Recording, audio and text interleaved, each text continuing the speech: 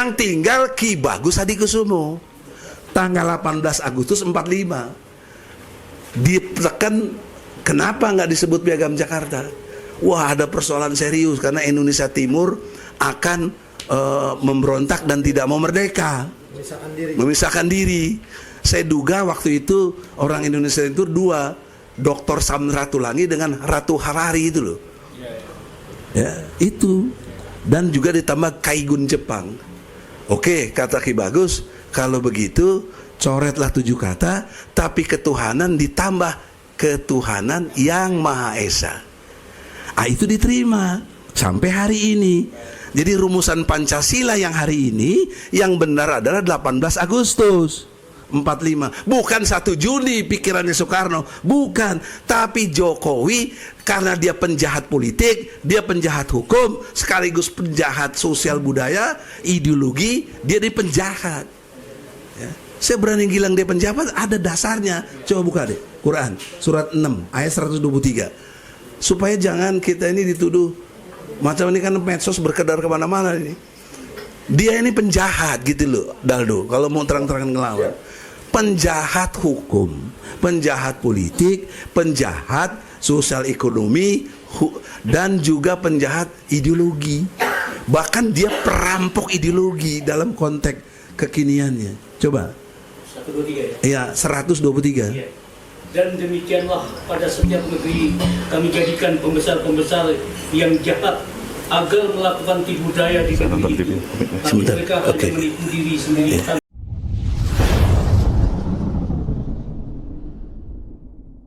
Dilanjut. Bismillahirrahmanirrahim. Assalamualaikum warahmatullahi wabarakatuh. Ya Arhamar Rahimin, irhamna, irhamna, irhamna, ya Jal Jalali wal Ikram. Assalamualaikum warahmatullahi wabarakatuh.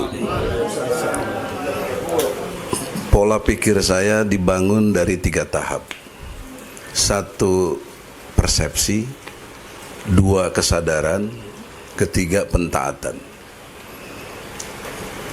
Samakah kita persepsinya terhadap keadaan yang sekarang? Karena itu amat menentukan. Karena dari persepsi melahirkan kesadaran, dari kesadaran melahirkan pentaatan terhadap persepsi dan kesadaran yang dibangun dalam diri kita. Secara persepsi, dalam konteks pilpres ada 3 orang. Bagaimana kita memandang 3 orang? Dari satu versi Aldo begitu. Versi saya ini namanya istimbat. Istimbat itu cara ngambil hukum. Tidak boleh sembarangan. Cara mengambil hukum dalam konteks ajaran Islam. Jangan lupa ini judulnya negara, koma. Bukan negara Islam. Bukan negara. Negara, koma, Islam, dan sekuler. Beda penjelasan persepsinya. Beda. Kalau negara Islam dengan pakai koma. Jadi cara menjelaskannya negara dulu, baru bagaimana Islam, baru bagaimana sekularisme.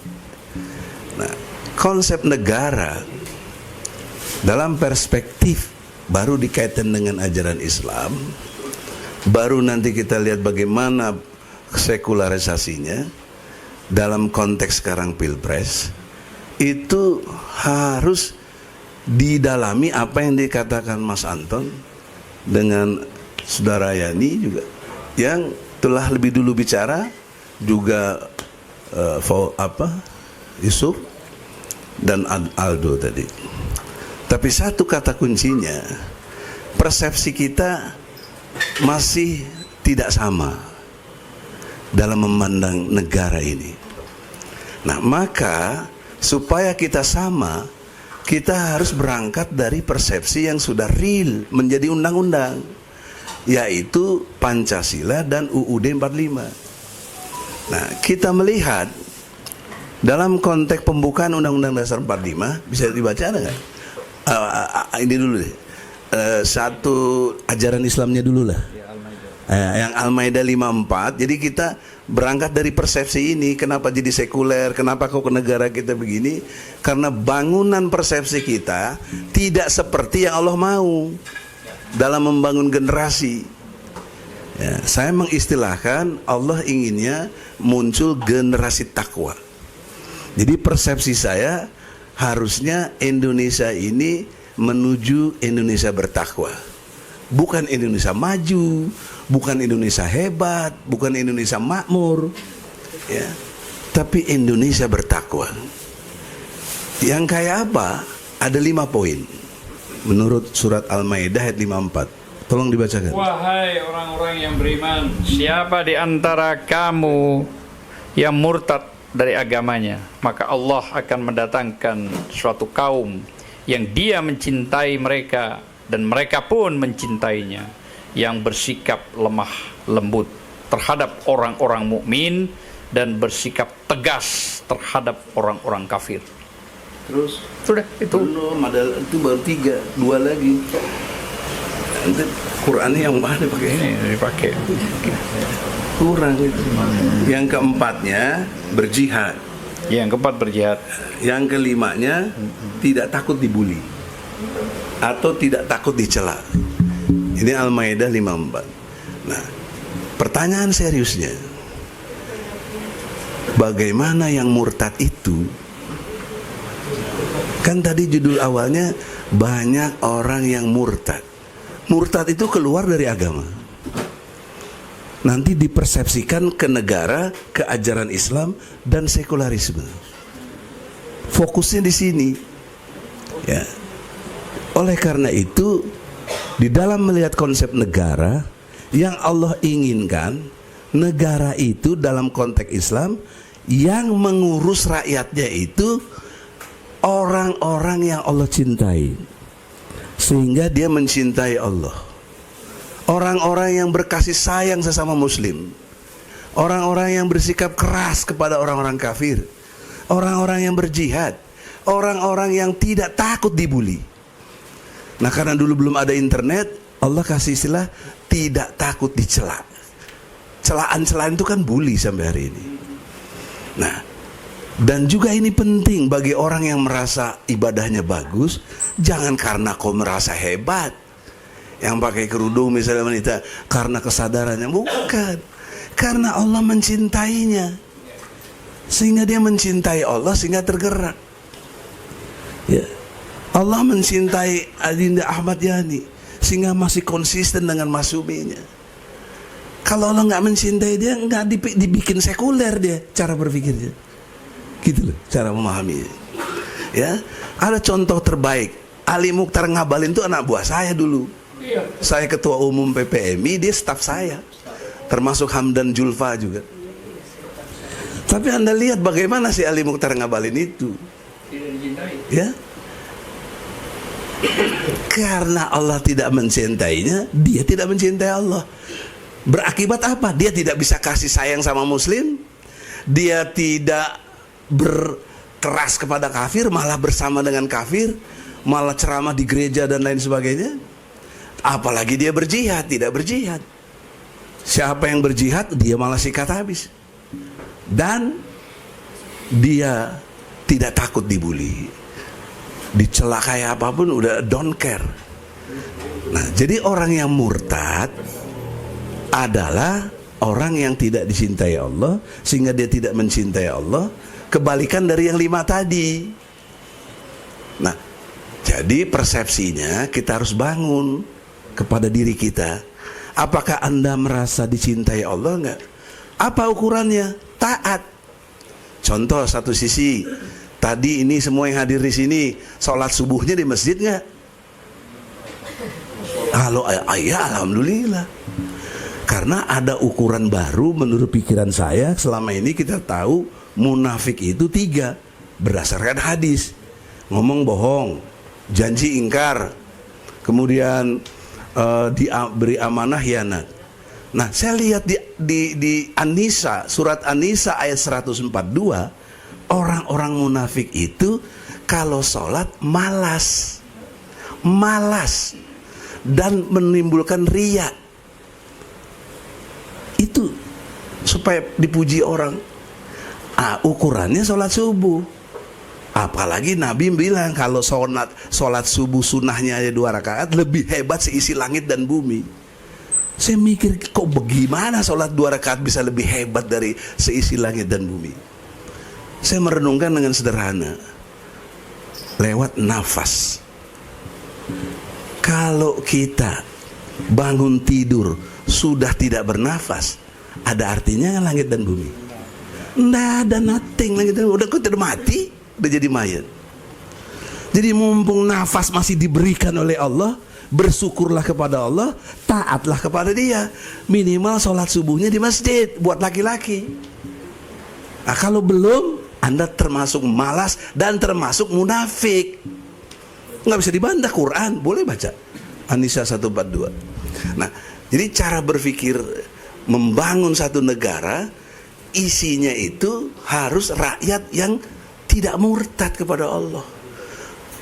Orang-orang yang mencintai Allah, orang-orang yang berkasih sayang sama muslim, ya, orang-orang yang berani bersikap tegas sama kafir, ya, dan orang-orang yang berjihad di jalan Allah, serta tidak takut dibully. Itulah satu prototip yang saya maksud generasi takwa. Kalau dikasih besarnya dengan istilah, itulah rakyat. Rakyat yang dikehendaki oleh ajaran Islam. Karena itu logika terbaliknya, kalau tidak begitu kalian murtad. Karena Allah yang bikin istilah, bukan saya. Nah, sekarang saya lihat secara Undang-Undang Dasar 45. Nah, di pembukaan alinea 3, alinea 4. Di situ ada yang menarik dan terjadi konflik pemikiran yang serius. Kalau kita ini Pak Anton dengan hormat, karena kita memisahkan kepala negara dan kepala pemerintahan dalam istilah, tapi disatukan satu orang. Tambah lagi 2 Bang. Apa? Kepala petugas partai, kepala keluarga. Itu nggak ada di Undang-Undang Dasar. Nah, implementasi tambah 2 lagi sekarang. Saya ingin terangkan. Jadi kalau negara sebagai kepala negaranya adalah Jokowi, kepala pemerintahannya juga Jokowi. Jadi bagaimana kalau negara dan pemerintah berdialog? Berarti Jokowi ngomong Jokowinya sendiri, gitu. Ini nggak disadari Pak Baliut begini. Coba baca alinea 3, alinea 4. Jadi kita lihat nanti, harusnya tuh betul-betul dipisah. Pemerintah tersendiri, negara tersendiri. Nah, kalau ini sekarang digabung, buktinya apa? Contoh Rempang Galang yang terbaru.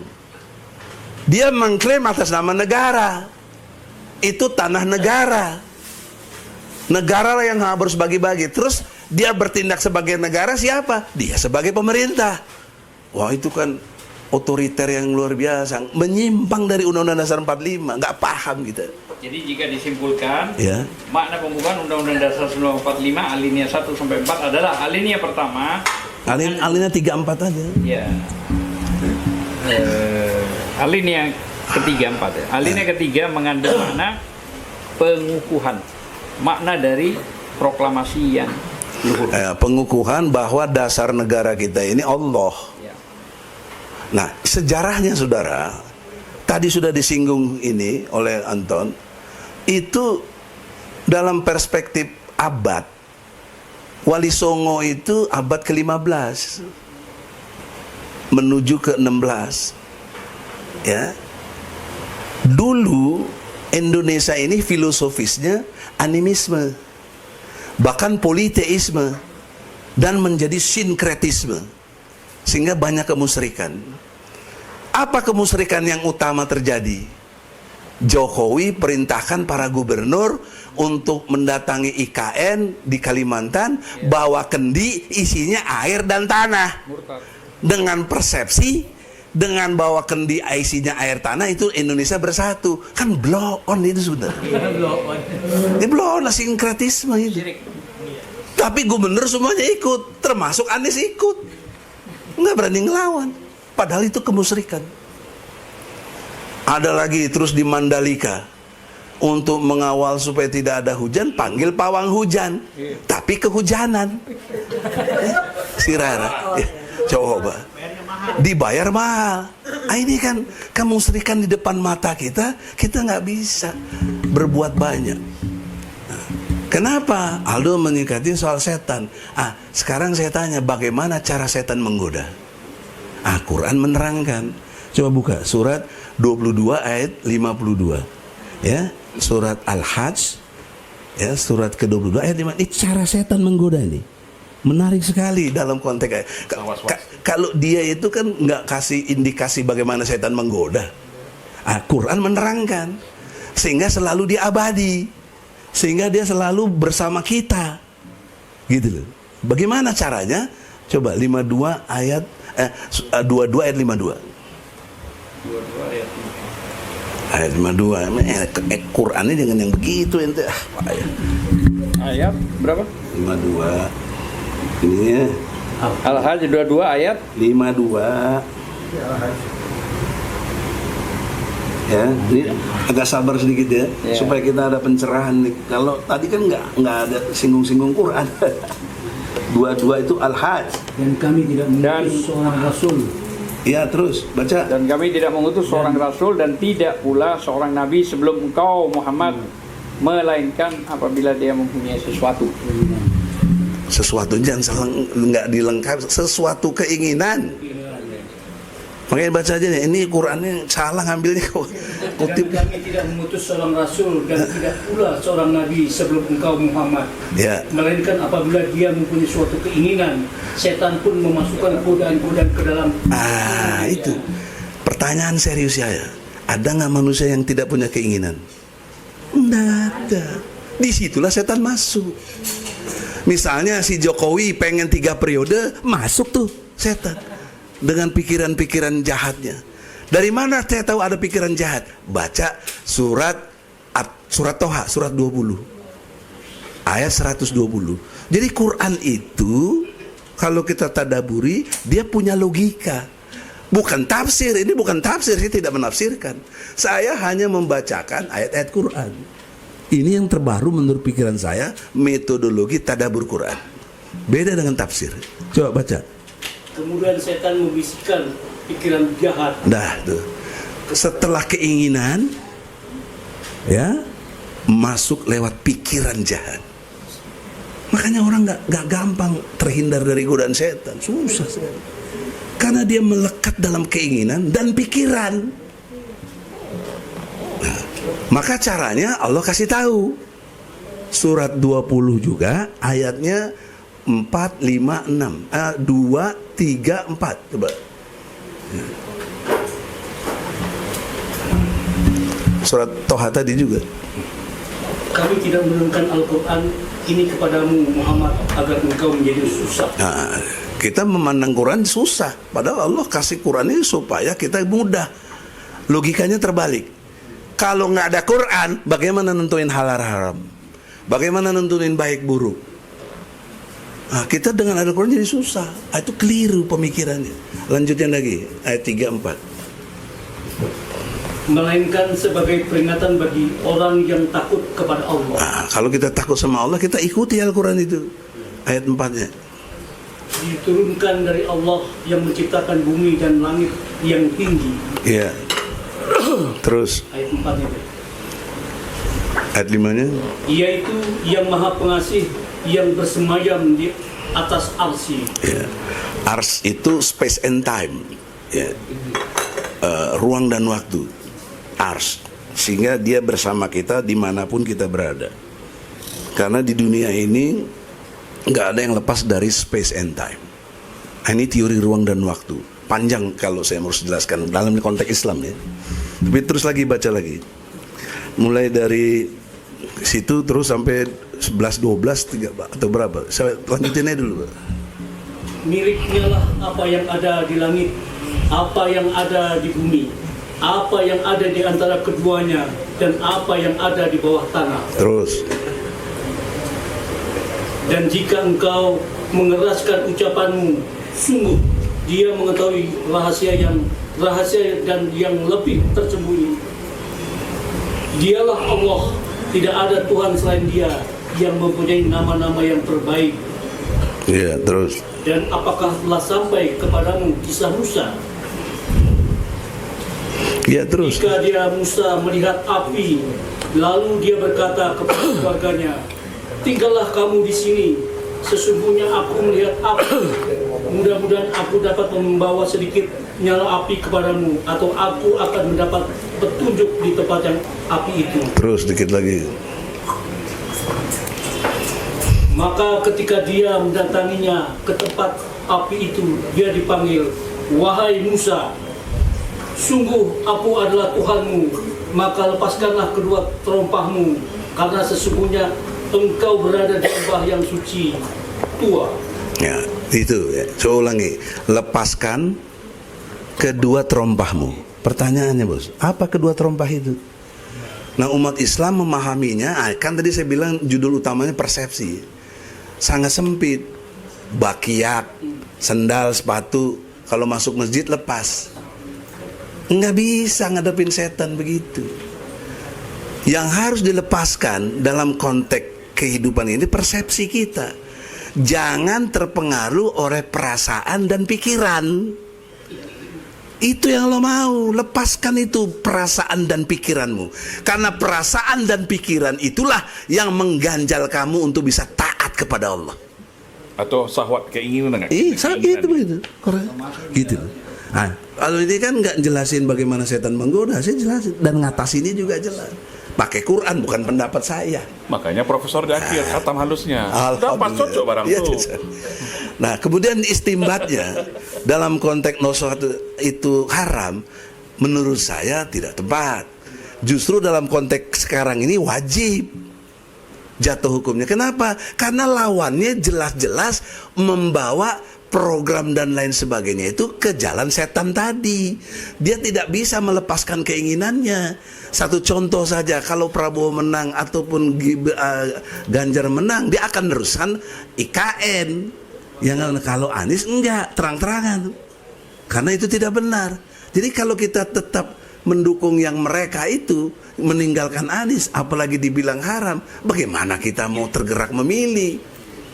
Gitu loh. Ini namanya istimbat. Ya, boleh tidak cocok, tapi saya lebih tepat dalam pengertian mengambil istimbat hukum karena dalil-dalilnya kuat. Kalau ini dalil haramnya apa? Hanya karena darurat. Ya, kan kita nggak ada lagi darurat, ada pilihan kok. Ya, toh? Ini cara berpikir hukum. Nah, oleh karena itu dalam perspektif ke depan, saudara-saudara, kalau lihat di alinea keempatnya, ya, singkat saja deh.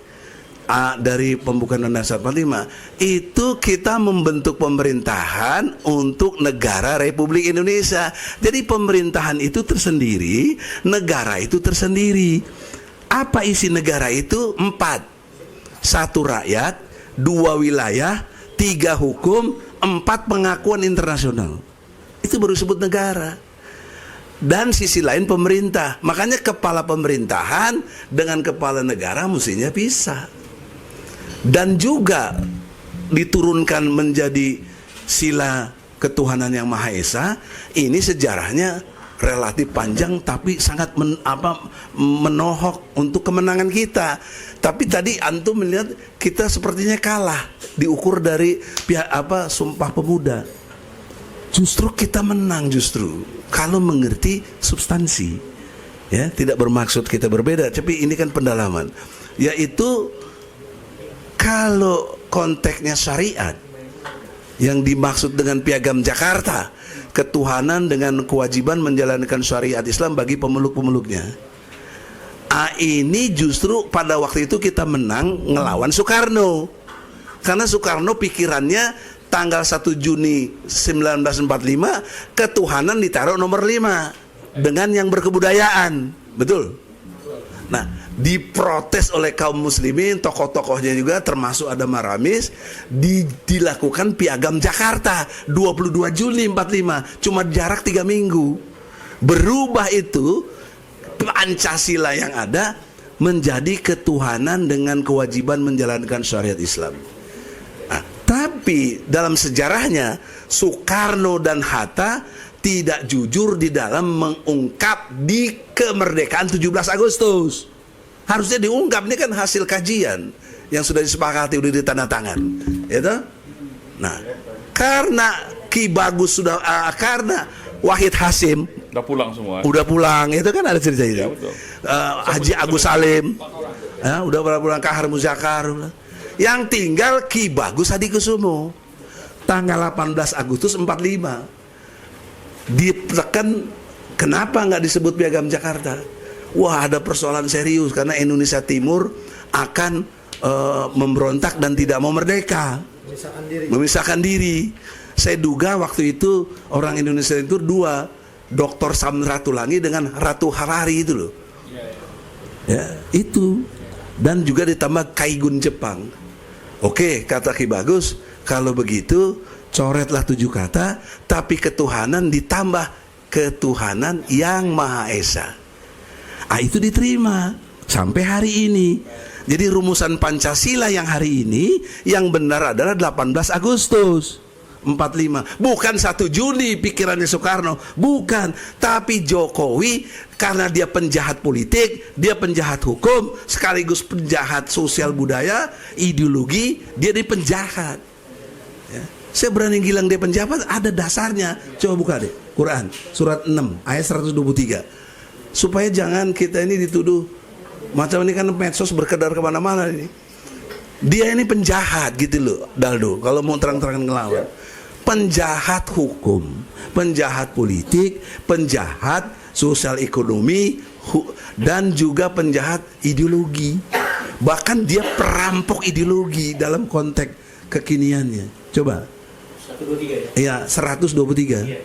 Dan demikianlah pada setiap negeri kami jadikan pembesar-pembesar yang jahat agar melakukan tipu daya di negeri itu. Tapi Sebentar. mereka Oke. hanya menipu diri sendiri tanpa menyadarinya. Ya, jadi Jokowi itu pembesar bukan? Pembesar, presiden. Jahatnya apa jahatnya? Nipu. Kan jelas itu Quran itu. Yusuf, nipu nggak sih Jokowi ini? Nipu. Contoh mobil SMK mana sekarang? Mobil gaib jadi. Buyback Indosat. Dulu zaman Megawati dijual 5 triliun. Sekarang sudah lebih dari 100 triliun keuntungannya. Kok tidak di buyback? Impor dulu mau dilarang, kok sekarang barem aja impor, beras, kedelai dan lain sebagainya itu semuanya impor. Di saku saya 11.000 triliun. Nah, itulah penipunya itu loh. Tapi nggak ada tokoh-tokoh politik, ketua partai berani ngomong ini penipu dan tidak mengimpeachment. Gitu loh. Kita sudah menggugat. Harusnya kalau ini berjalan nggak perlu takut lagi dengan pandemi. Ngapain takut pandemi? Jokowinya aja ditumbangkan begitu loh. Tapi secara konstitusional harusnya bisa, apalagi lewat pintu masuk ijazah palsu. Saya sudah membuktikan 3 kali peristiwa. Ya, saya gugat di Pengadilan Negeri Jakarta Pusat. Ya, ketika menggugat, Bambang Tri sama Gus Nur ditangkap. Saya kehilangan momentum untuk datangkan saksi dan bukti karena dia ditangkap. Nah, kalau saya terusin, saya pasti kalah. Saya cabut gugatan itu. Walaupun fitnah buat saya besar sekali. Terima duit lah, apalah segala macam.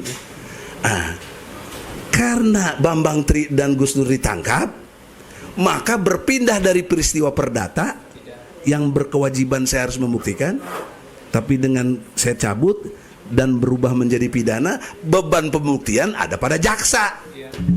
Saya nanya di pengadilan, jaksa, lu berani tunjukin nggak ijazah Jokowi? Kalau lu pernah lihat, lu bawa ke sini. Ayo, Pak Hakim, tolong panggil jaksa. Saya maju ke meja hakim. Mana? Dia bawa fotokopian yang dilegalisir. Saya kan tanya, kalau ada legalisir berarti ada asli dong. Mana yang asli? Oh nggak ada bang, kayaknya cuma dapat begini dari polisi. Coba gimana sih? Nah, sampai akhir putusan sudah inkrah sampai kasasi, ya.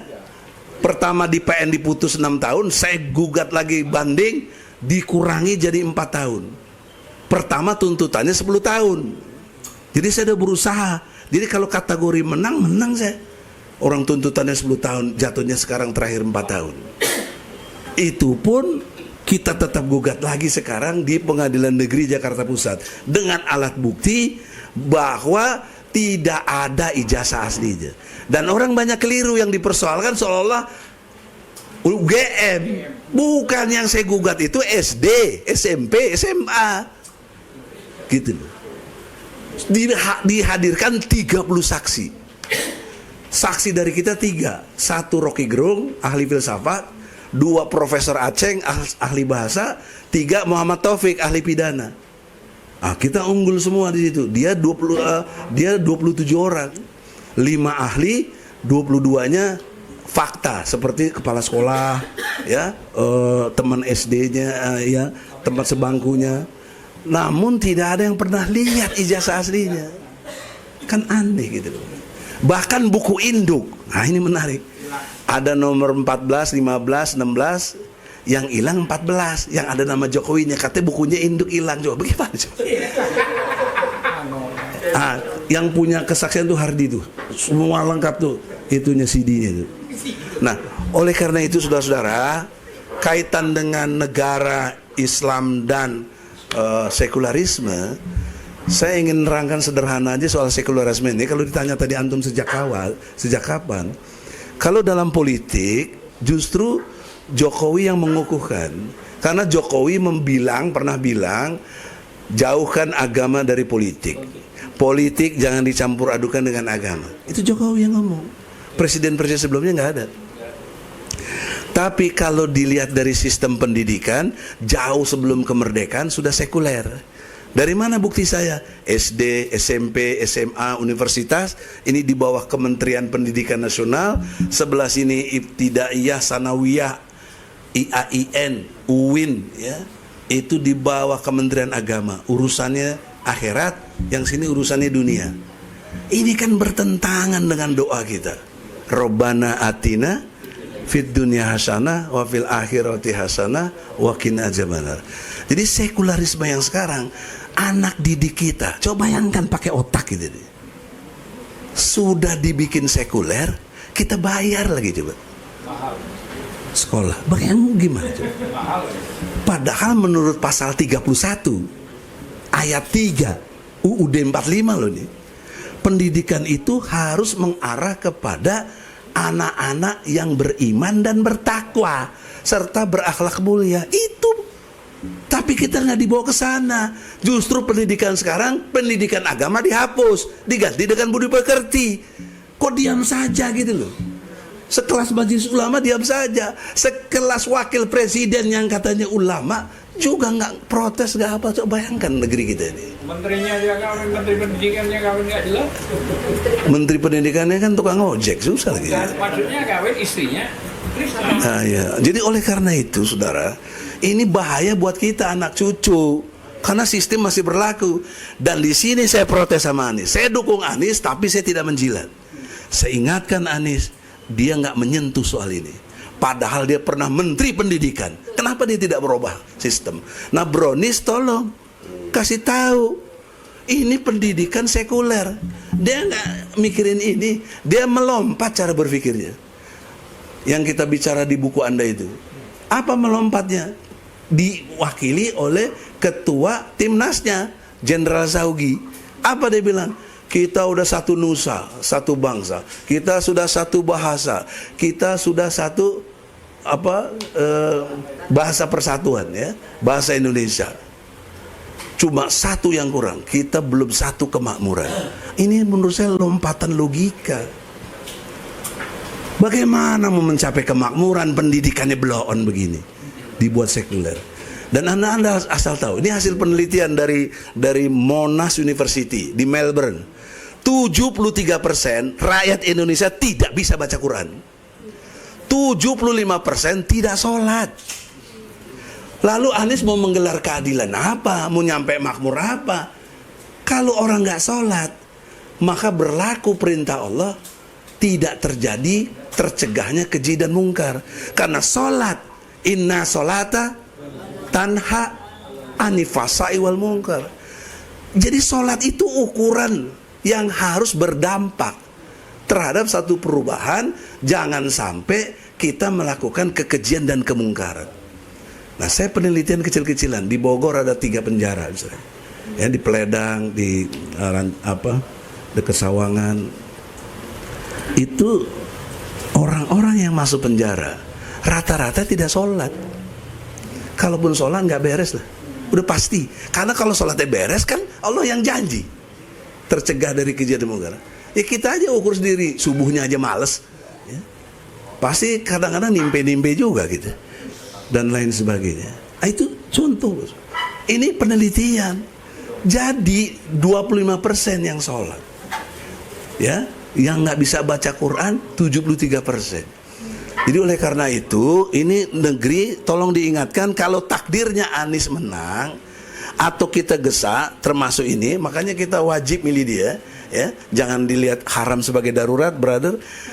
Wajib mengingatkan dia, lu punya tugas ini.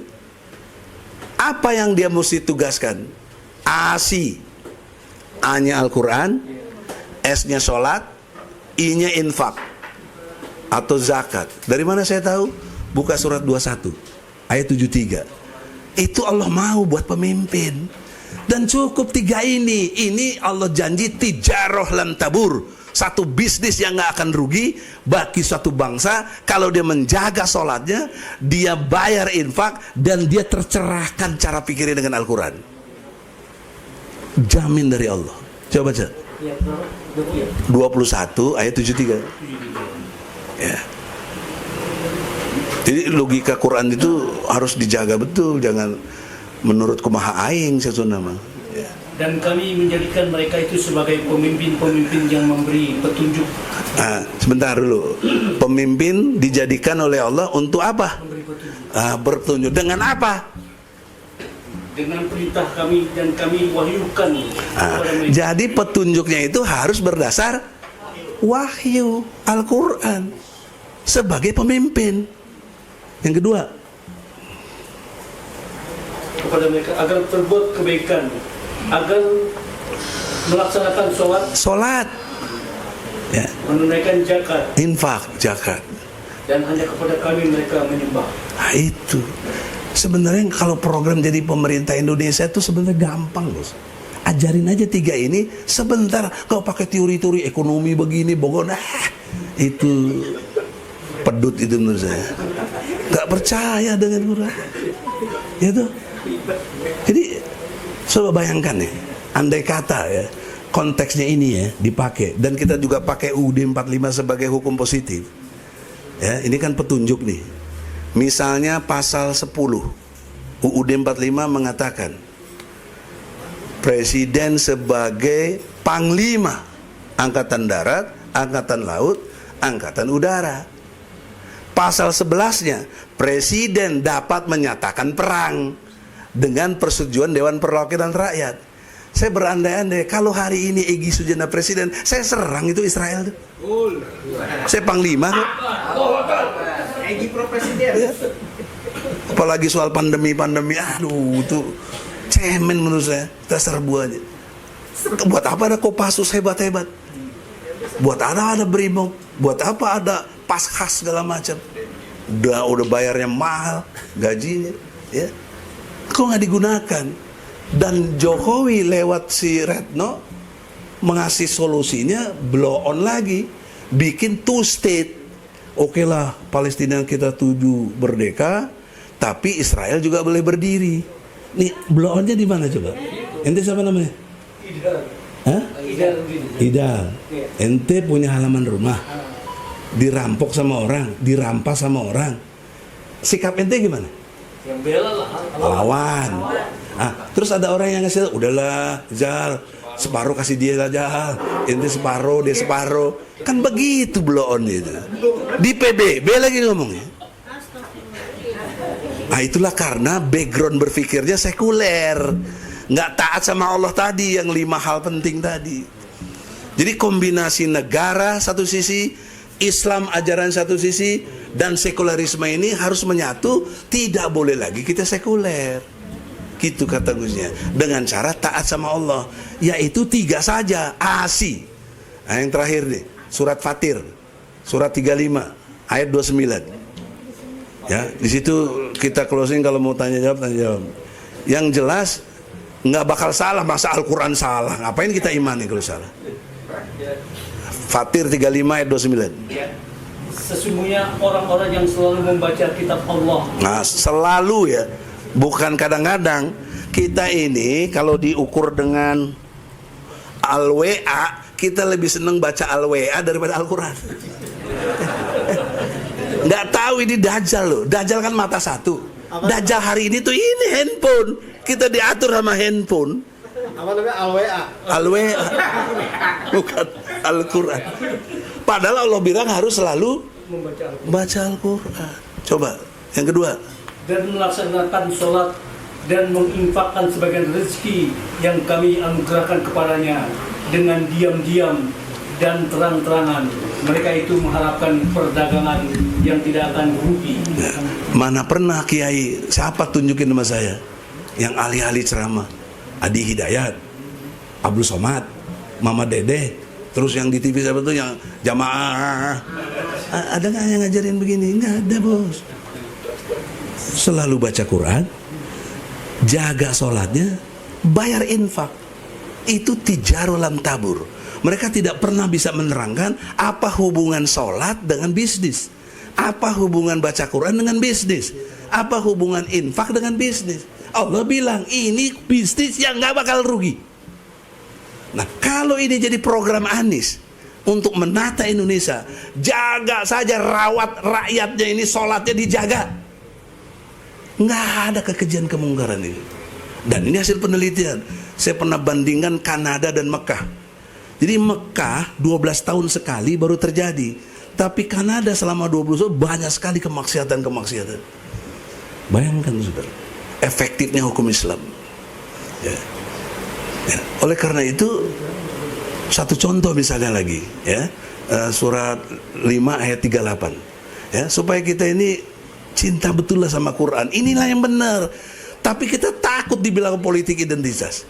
Saya berdebat tuh sama si Bima dari PDIP, sama si Kodari di ILC, ku lawan mereka semua, sama si Fahri Hamzah juga. Ya. Apa politik identitas itu? Ini kita nggak ngerti. Identitas itu seolah cuma KTP dan biodata.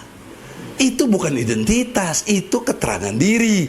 Identitas itu terakhir nanti kalau udah mati. Itu nggak paham deh, nggak ngerti filosofis, nggak ngerti. Itu loh contohnya, ya, tentang identitas. Coba baca terakhir. Adapun orang laki-laki maupun perempuan yang mencuri, potonglah tangan keduanya sebagai balasan atas perbuatan yang mereka lakukan dan sebagai siksaan dari Allah, dan Allah Maha Perkasa, Maha Bijaksana. Nah, di Indonesia bukan potong tangan, potong tahanan. Gitu. Coba kalau ini jalan, mana ada koruptor berani? Ya, nggak ada, sangat jelas. Dan cara motongnya itu diukur dari 1/4 dinar. 1 dinar itu 4 juta. Jadi kalau 1/4-nya itu ya 1,250 juta. Kalau udah itu ditimpe, potong. Apalagi yang dimpe triliunan, kayak BTS 8 triliun ditimpe, gila itu. Potong kepala. Itu begitu yang saya maksud, saudara. Ini nggak perlu tafsir, udah jelas kok. Kok pakai tafsir? Ingat, sudah 7 kali kita ganti presiden. Sudah 78 tahun kita merdeka. Hingga hari ini hukum Islam belum berlaku. Lalu apa artinya kita merdeka? Lalu apa artinya kita diingatkan tiap Jumat, ittaqullah haqqa tuqatih wala tabutuna illa wa antum muslimun. Takwalah kamu kepada Allah dan jangan mati melainkan dalam keadaan takwa. Janji kita juga kepada Allah, inna solati wa nusuki wa mahyaya wa mamati lillahi rabbil alamin. Yang ada sekarang kita takutnya cuma sama Jokowi. Jadi kita takwanya kepada Jokowi. Minimal ASN, TNI, Polri takwa betulnya sama Jokowi. Tidak takwa kepada Allah. Ini musyrik. Itu murtad tadi. Ayatnya udah saya bacain. Nah, kita pendukung 01 jangan musyrik. Anies juga pernah musyrik, kata dibawa kendi isinya air sama tanah ke IKN. Katanya itu menunjukkan Indonesia bersatu, kan blow on betul itu. Kalau Anies cerdas mesti nolak. Suruh aja gue wakil gubernurnya, dia nih harus berani. Nggak ada keberanian menolak tuh, nggak ada. Nah untuk itulah saudara, kita dukung 01 wajib kalau persen saya, tapi dengan kritisi, kita jangan jadi penjilat. Kita betul-betul ingatkan dia. Karena sebenarnya bicara hukum Islam, dari konteks 100%, 75% sudah berlaku hukum Islam. Individu, puasa, zakat, pergi haji, boleh jalan. Yang kedua, 25% kedua, jadi 50%. Apa? Keluarga dijaga dengan bayar zakatnya, kemudian warisannya, bahkan ada pengadilan agama untuk nikah, talak, rujuk, ada pengadilan agamanya, resmi itu berlaku. 25% yang ketiga, muamalat, mau apa? Bank muamalat udah ada sekarang. Pendekatan ekonomi syariah sudah ada. Nah yang belum ada 25% keempat, apa? Penegakan hukum Islam pidana, jinayat namanya. Pendekatan hukum Islam, hubungan tata negara. Pendekatan hukum Islam, hubungan internasional. Ini yang belum berarti, tinggal 25% lagi perjuangan kita. Sebelumnya sudah diselesaikan oleh Wali Songo, kemudian Pangeran Diponegoro, kemudian sampai ke Masyumi, gitu loh. Dan berhasil. Ya. Nah yang menarik bahwa tahun 55 ada 3 partai, 1 PNI, 2 Masyumi, 3 PKI, jangan lupa. PNI kenapa turunannya ke siapa? PDIP sekarang. Kemudian Masyumi kemana? Pecah-pecah. P3, PKS, PAN segala macam. Masyuminya sendiri yang baru ini kurang diminati gitu. Pecah-pecahnya ini gitu.